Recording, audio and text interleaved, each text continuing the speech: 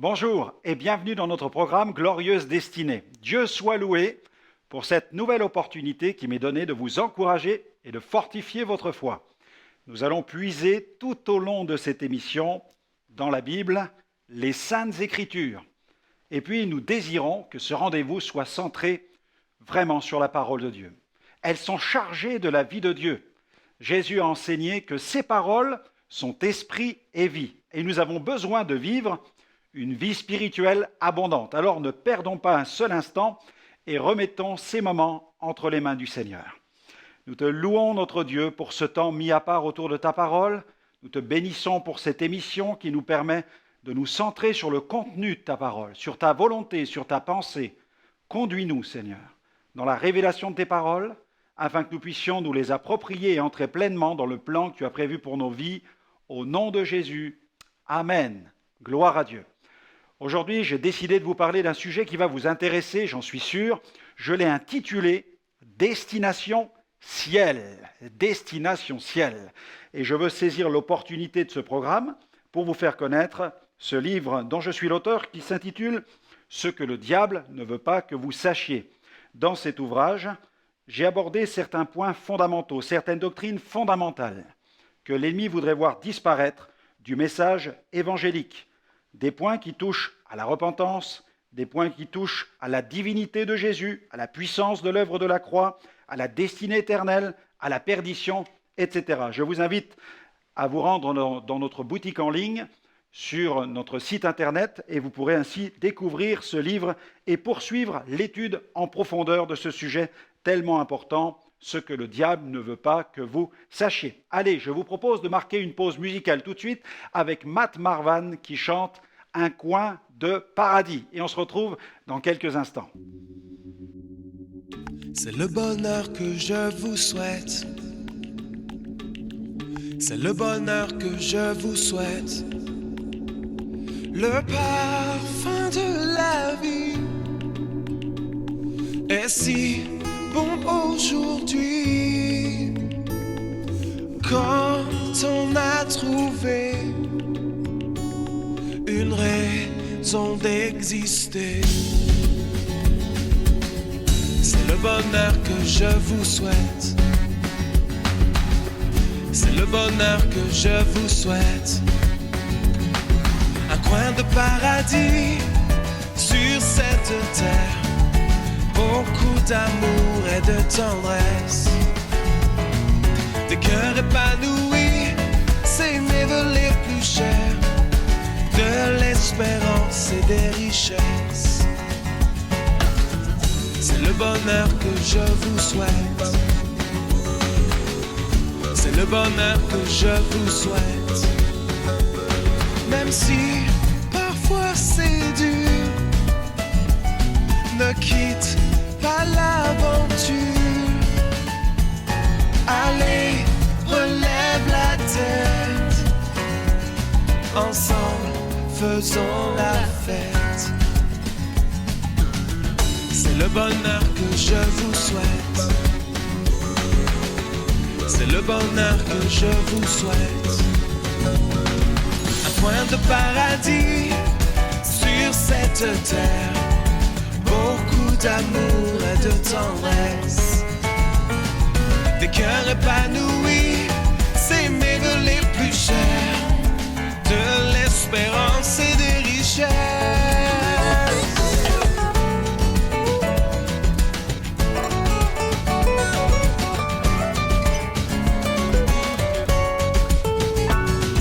Un coin de paradis sur cette terre, beaucoup d'amour et de tendresse, des cœurs épanouis, s'aimer de les plus chers, de l'espérance et des richesses. C'est le bonheur que je vous souhaite. C'est le bonheur que je vous souhaite. C'est le bonheur que je vous souhaite. C'est le bonheur que je vous souhaite.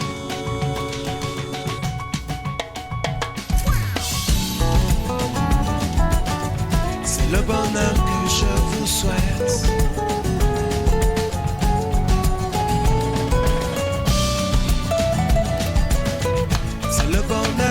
je vous souhaite. Oh, c'est le bonheur que je vous souhaite.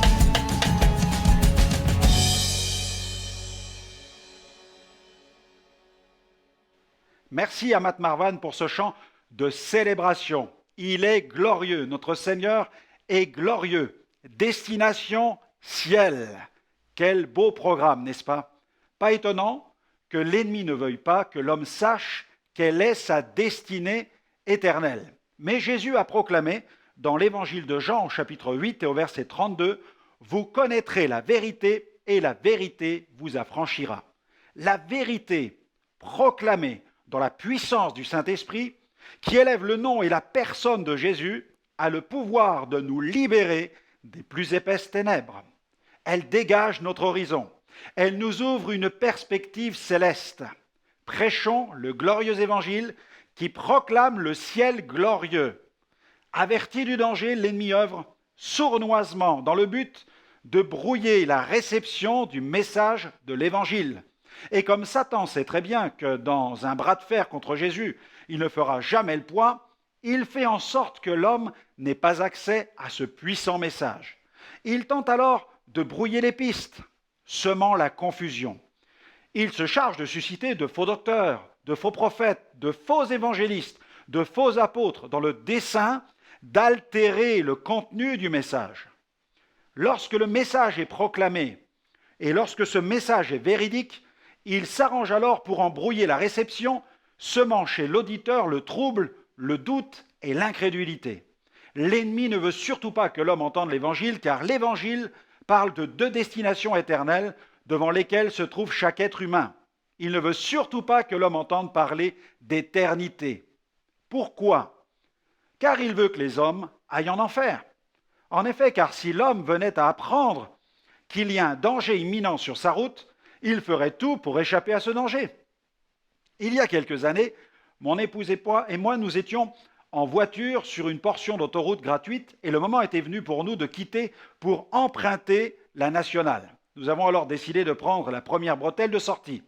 Arrivés au premier rond-point, nous avons emprunté une voie qui semblait être la voie toute désignée. Seulement, au bout de quelques centaines de mètres, nous avons remarqué que des véhicules arrivaient face à nous et nous faisaient des appels de phare. Nous avons alors compris que nous étions revenus sur l'autoroute que nous venions de quitter, mais cette fois-ci dans le sens inverse. Alors, quand un problème de ce genre vous arrive, savez-vous ce qu'il faut faire? C'est tout simple.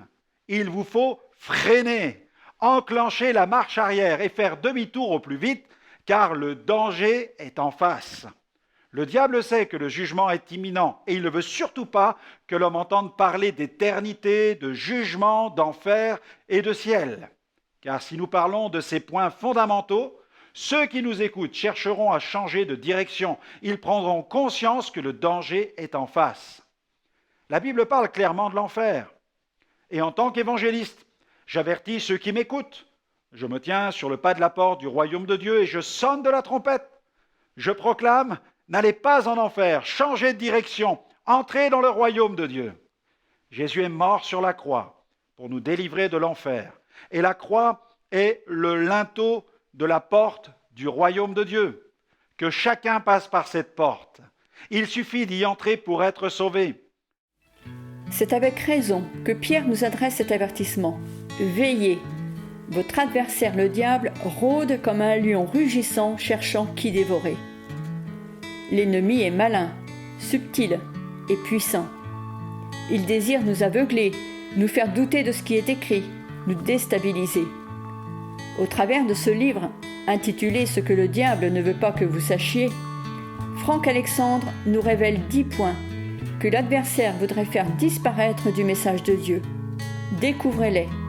Revêtez-vous des armes de Dieu, résistez-lui et il fuira loin de vous. Pour commander ce livre, rendez-vous sur notre site internet www.gospelvision-international.com.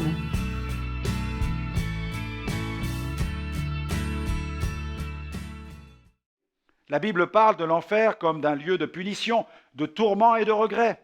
La Bible nous apprend aussi que l'enfer a été préparé pour le diable et ses démons, les anges déchus. J'aimerais lire un passage qui se trouve dans le livre de l'Apocalypse, au chapitre 20, à partir du verset 11. Il est question du grand trône blanc, du jugement, de la seconde résurrection. Et le texte nous apprend ceci. C'est l'apôtre Jean qui reçoit cette révélation, et il dit « Puis je vis un grand trône blanc, et celui qui était assis dessus. La terre et le ciel s'enfuirent devant sa face, et il ne fut plus trouvé de place pour eux. Et je vis les morts, les grands et les petits, qui se tenaient devant le trône. Des livres furent ouverts, et un autre livre fut ouvert, celui qui est le livre de vie. Et les morts furent jugés, selon leurs œuvres, d'après ce qui était écrit dans ces livres. La mer rendit les morts qui étaient en elle, la mort et le séjour des morts rendirent les morts qui étaient en eux, et chacun fut jugé selon ses œuvres. Puis la mort et le séjour des morts furent jetés dans l'étang de feu. C'est la seconde mort, l'étang de feu. Quiconque ne fut pas trouvé écrit dans le livre de vie fut jeté dans l'étang de feu. Amen. Et cet autre passage, toujours dans le même chapitre, nous rappelle ceci au verset 10. « Et le diable qui les séduisait, fut jeté dans l'étang de feu et de soufre, où sont la bête et le faux prophète, et ils seront tourmentés jour et nuit au siècle des siècles. Amen. » Lieu d'angoisse, lieu de tourment, lieu de détresse que cet enfer. Ce lieu recevra tous ceux qui auront refusé l'offre de salut de Dieu. Dans Apocalypse, toujours dans ce livre, au chapitre 21, au verset 8, la Bible nous rappelle ceci: pour les lâches, les incrédules, les abominables, les meurtriers, les débauchés, les magiciens, les idolâtres et tous les menteurs, leur part sera dans l'étang brûlant de feu et de soufre. Cela, c'est la seconde mort. Vous pouvez imaginer cela? C'est la seconde mort. Et puis, dans Apocalypse 22, verset 15, il est écrit « Dehors les chiens, les magiciens, les débauchés, les meurtriers, les idolâtres et quiconque aime et pratique le mensonge. » Peut-être que quelques-uns rétorqueront « Mais si Dieu est bon, si Dieu est amour, pourquoi permet-il l'enfer ?» Peut-être vais-je en choquer certains, mais l'enfer est une des manifestations de la justice divine. Ici-bas, il faut des prisons pour les dangereux criminels. Malheureusement, parfois, il arrive que certains arrivent à s'échapper de ces prisons. Cependant, de l'enfer, personne ne pourra s'évader. Pas de grande évasion possible. Cette prison de l'enfer est inviolable. Elle est des millions de fois plus sûre que la forteresse de l'Alcatraz. Et comment imaginer un Dieu qui ne jugerait pas selon la justice? Je vous laisse imaginer ce que serait notre société moderne s'il n'y avait pas de police pour faire respecter l'ordre, s'il n'y avait pas de juge pour rendre la justice. Ce serait tout simplement l'anarchie. Ce concept d'un Dieu tolérant arrange bien certains. Mais si Dieu laissait tout le monde aller au ciel, les criminels, les violeurs, les adultères, les terroristes, je pense qu'on ne pourrait plus appeler cet endroit le ciel. Il faudrait plutôt l'appeler l'enfer. Mais Dieu est juste, et il a voulu placer devant nous deux destinations éternelles, le ciel et l'enfer. À chacun donc de choisir. Regardez ce que la Bible affirme. Nous allons lire un passage qui se trouve dans la deuxième épître de Paul aux Thessaloniciens, dans le chapitre 1er à partir du verset 6 jusqu'au verset 10. Il est écrit « Car il est de la justice de Dieu de rendre l'affliction à ceux qui vous affligent, et de vous donner, à vous qui êtes affligés, du repos avec nous, lorsque le Seigneur Jésus apparaîtra du ciel avec les anges de sa puissance, au milieu d'une flamme de feu, pour punir ceux qui ne connaissent pas Dieu et ceux qui n'obéissent pas à l'évangile de notre Seigneur Jésus. Ils auront pour châtiment une ruine éternelle, loin de la face du Seigneur et de la gloire de sa force, lorsqu'il viendra en ce jour-là pour être glorifié dans ses saints et admiré dans tous ceux qui auront cru, car notre témoignage auprès de vous a été cru. Amen. Il y a ce passage aussi de Matthieu 7 qui est très pertinent, Matthieu 7, versets 13 à 14, où Jésus a enseigné ceci. Il a dit « Entrez par la porte étroite, car large est la porte et spacieux le chemin qui mène à la perdition, et il y en a beaucoup qui entrent par là. Mais étroite est la porte, et resserré le chemin qui mène à la vie, et il y en a peu qui le trouvent. » Un évangéliste m'a raconté ce témoignage, son témoignage de vie transformée. Il m'a expliqué comment il avait rencontré le Seigneur. Avant de faire cette merveilleuse rencontre avec Jésus, cet homme souffrait de plusieurs problèmes. Il était un grand consommateur de LSD, il souffrait d'une maladie mentale, la schizophrénie, et pour clore le tout, il était possédé. Lorsqu'il entrait dans une crise de démence, il tombait à terre et pouvait rester des heures durant à rugir comme un lion et à ramper comme un serpent. Il habitait à cette époque au 4e étage d'un immeuble. Un jour, en proie à une nouvelle crise de démence, et n'ayant trouvé personne pour lui venir en aide, il a décidé de mettre fin à ses jours. Il a pris 52 pilules de LSD qui lui restaient et il les a avalées d'un trait, avec un grand verre d'eau. Dans un état second, il s'est dirigé vers la fenêtre pour l'ouvrir. Il est monté sur le bord de la fenêtre et il s'est laissé tomber dans le vide. Dans un bruit fracassant et sourd, son corps s'est écrasé sur le béton. Quand les secours sont arrivés sur les lieux, ils ont trouvé un homme gisant sur le sol, entre la vie et la mort, plongé dans un coma profond, les jambes et de nombreuses côtes brisées, la mâchoire fracassée.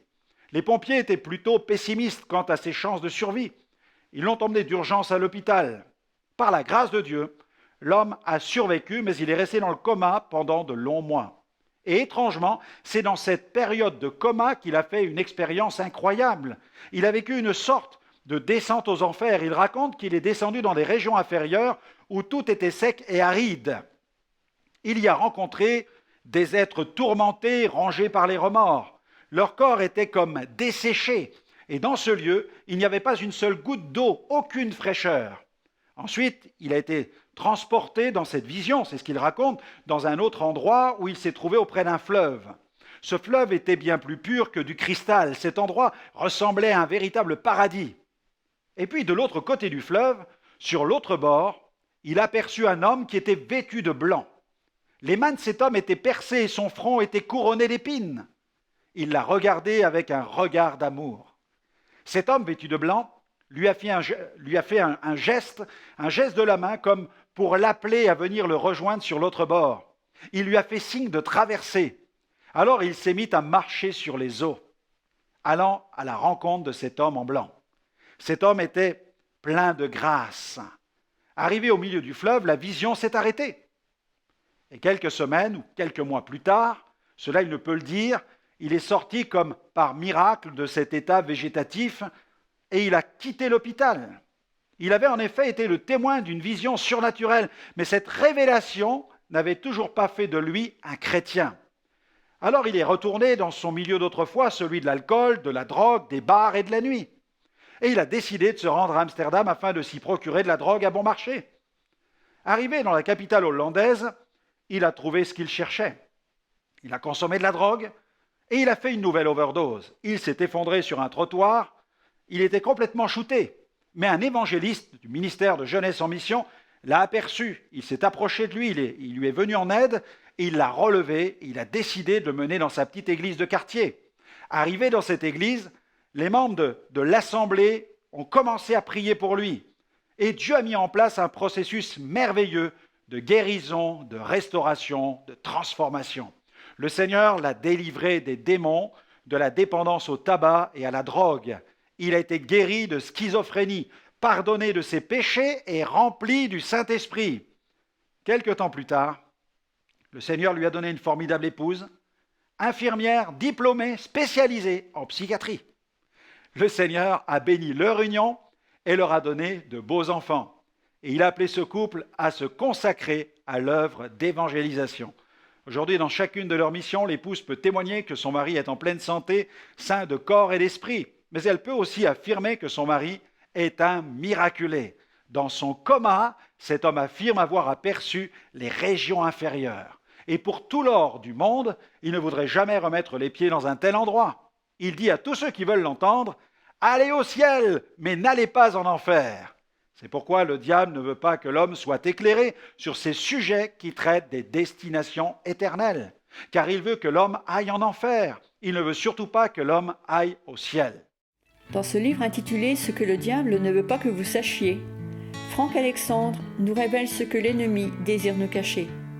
10 points qu'il voudrait voir disparaître du message de Dieu. Vous désirez en prendre connaissance?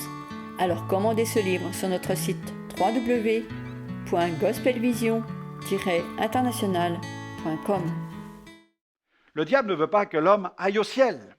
Nous allons lire un passage qui se trouve dans le livre de l'Apocalypse au chapitre 20, Apocalypse chapitre 20, versets 4 à 6, un passage où il est écrit « Et je vis des trônes, et ceux qui s'y assirent furent donnés le pouvoir de juger. Et je vis les âmes de ceux qui avaient été décapités à cause du témoignage de Jésus et à cause de la parole de Dieu, et de ceux qui n'avaient pas adoré la bête ni son image, et qui n'avaient pas reçu la marque sur leur front ni sur leurs mains. Ils revinrent à la vie, et ils régnèrent avec Christ pendant 1000 ans. Les autres morts ne revinrent point à la vie jusqu'à ce que les 1000 ans soient accomplis. C'est la première résurrection. Et regardez ce que dit ce passage, le verset 6. « Heureux et saints, ceux qui ont part à la première résurrection, la seconde mort n'a point de pouvoir sur eux, mais ils seront sacrificateurs de Dieu et de Christ, et ils régneront avec lui pendant 1000 ans. Amen. Gloire au Seigneur. » Voilà le futur du disciple de Jésus. Voilà le futur, la perspective éternelle pour les racheter. Dans Apocalypse 21, versets 1 à 4, il est aussi écrit ce passage « Puis je vis un nouveau ciel et une nouvelle terre, car le premier ciel et la première terre avaient disparu et la mer n'était plus. Et moi, Jean, je vis descendre du ciel, d'auprès de Dieu, la ville sainte, la nouvelle Jérusalem, préparée comme une épouse qui s'est parée pour son époux. Et j'entendis du ciel une voix qui disait « Voici le tabernacle de Dieu avec les hommes. Il habitera avec eux, ils seront son peuple, et Dieu lui-même sera avec eux et sera leur Dieu. Il essuiera toute larme de leurs yeux, et la mort ne sera plus, et il n'y aura plus ni deuil, ni cri, ni douleur, car les premières choses ont disparu. À Dieu soit la gloire. » Ceux qui auront mené une vie à la gloire de Dieu recevront leur récompense. Un corps glorifié leur sera donné. Ils entreront dans la gloire et habiteront pour l'éternité la Jérusalem céleste. Éclairons les esprits enténébrés. Je dis souvent à ceux qui viennent m'entendre prêcher, oubliez ces vaines théories évoquant une prétendue réincarnation, oubliez ces théories de l'anéantissement ou du sommeil de l'âme après la mort. Ne vous laissez pas bercer d'illusions. Ne vous rassurez pas non plus en vous confiant dans l'attente d'un éventuel purgatoire. Ce qui doit compter pour vous maintenant, c'est que la Bible dit. C'est cela, c'est ce que la Bible déclare. Et elle déclare, il est réservé aux hommes de mourir une seule fois, après quoi vient le jugement. Et le meilleur moyen d'échapper au jugement, c'est de confier sa vie au Christ et de le recevoir comme sauveur, non seulement comme sauveur, mais aussi comme Seigneur. Eh bien voilà, notre émission se termine, j'espère que vous allez saisir toutes ces promesses des Saintes Écritures. N'hésitez pas à nous retrouver sur notre site internet www.gospelvision-international.com. Vous pourrez y retrouver de nombreuses émissions en replay. Vous pourrez continuer à vous ressourcer dans la parole. Que le Seigneur continue à répandre sa grâce sur votre vie et qu'il vous fasse pleinement entrer dans votre glorieuse destinée. Que Dieu vous bénisse et à très bientôt. C'est le bonheur que je vous souhaite. C'est le bonheur que je vous souhaite. Le parfum de la vie est si bon aujourd'hui. Quand on a trouvé une raison d'exister. C'est le bonheur que je vous souhaite.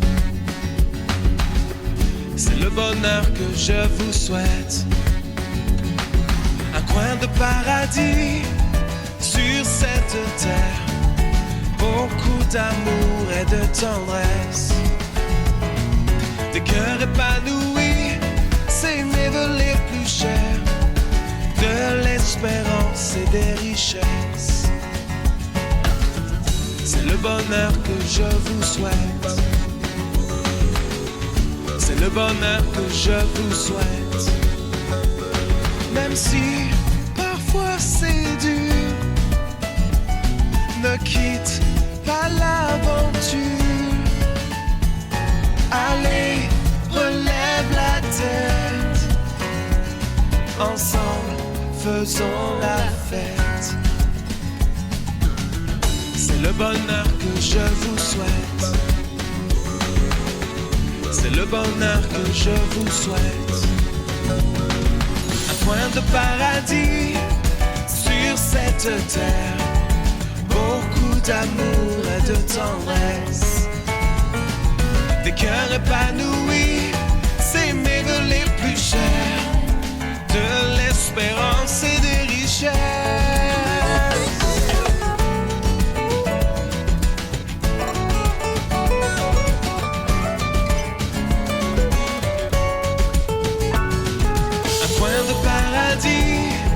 Sur cette terre, beaucoup d'amour et de tendresse. Des cœurs épanouis, c'est mes vœux les plus chers. De l'espérance et des richesses. C'est le bonheur que je vous souhaite. C'est le bonheur que je vous souhaite. C'est le bonheur que je vous souhaite. C'est le bonheur que je vous souhaite.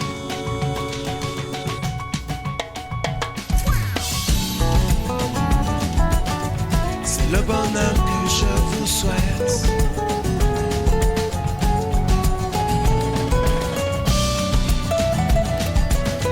C'est le bonheur que je vous souhaite.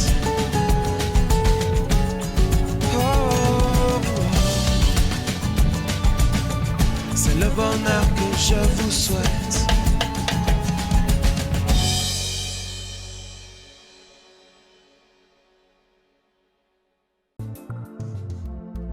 Visitez le centre de ressources spirituelles de Liliana et Franck Alexandre. Vous pouvez y accéder depuis votre téléphone portable, votre ordinateur ou votre tablette.